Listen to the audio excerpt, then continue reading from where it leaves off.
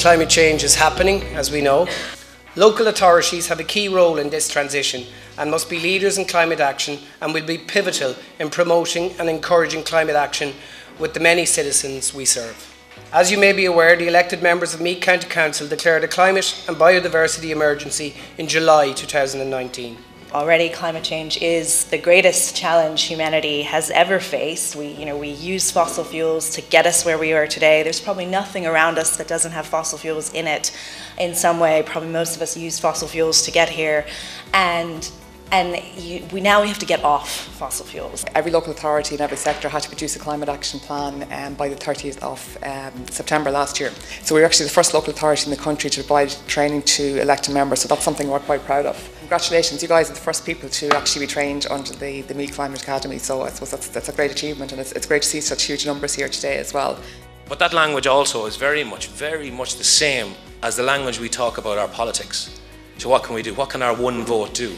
One person's action combined with somebody else's action results in change. Really what people are trying to do is to enhance their world at a global, literally at a global sense, and then that distills down to our own communities, and as local representatives, our communities are our business. Firstly, we are both 6th class girls from Delete Girls National School.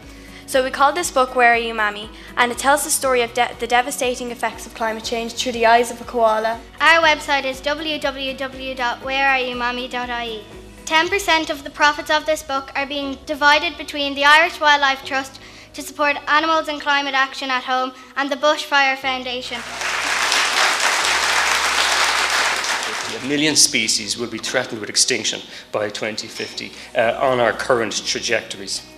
We also got a report not long before that, at the end of 2018, from the World Wildlife Fund and the Zoological Society of London, to say that the populations of animals around the world had declined by 60% since the 1970s. There's a movement happening, and I think just having people in the room here today gives me that sort of sense that maybe there's actually a correct time to start doing this. So I'm feeling positive, I suppose, in that sense. We have employees now walking out of their employers because they're not happy with what that company is doing or what that industry doing or isn't doing around climate action. You're seeing that when we had Amazon employees walk out, tech companies demanding more and writing open letters to newspapers demanding that their companies do more. And I actually don't think that we can deal with climate change in isolation to lots of other issues. And I actually don't think climate change has anything got to do with just technology fixes. I think actually what we need to do, if we're serious about really tackling climate and the climate crisis, I would agree with Caroline, the narrative and the language needs to change, is much more about an attitudinal change.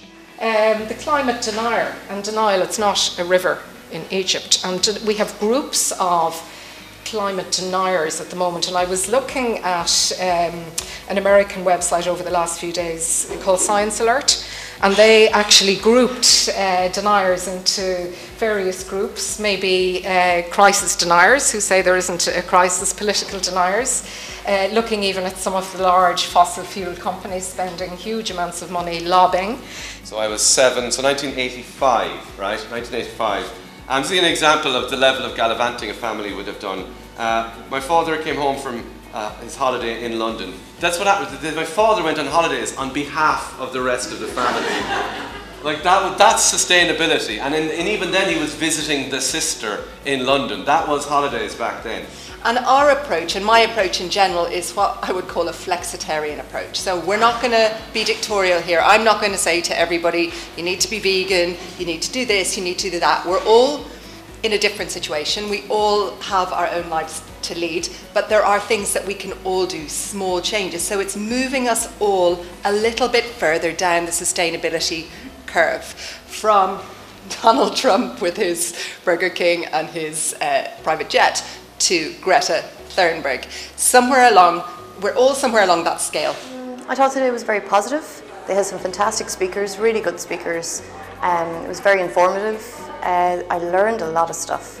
What I really liked about it was, as it moved on, it went from the bigger picture of breaking it down to the individual day-to-day choices and the differences that you can make as a person, which I think with the climate change message is something that can get lost. I thought the science, along with the kind of the human experience, I mean, I thought that was the great thing about the combination, was actually meeting people who were so interested in the topic, up on the stage, as it were, actually presenting and talking about their views, and that mix of people. I mean, the energy was just great, and then I thought the people coming along it was great to meet them as well, because it was great to get that connection. The big takeaway from today is, with myself and my lifestyle and my family, is to make small, positive, sustainable steps in the right direction. Small steps that I can take control of now.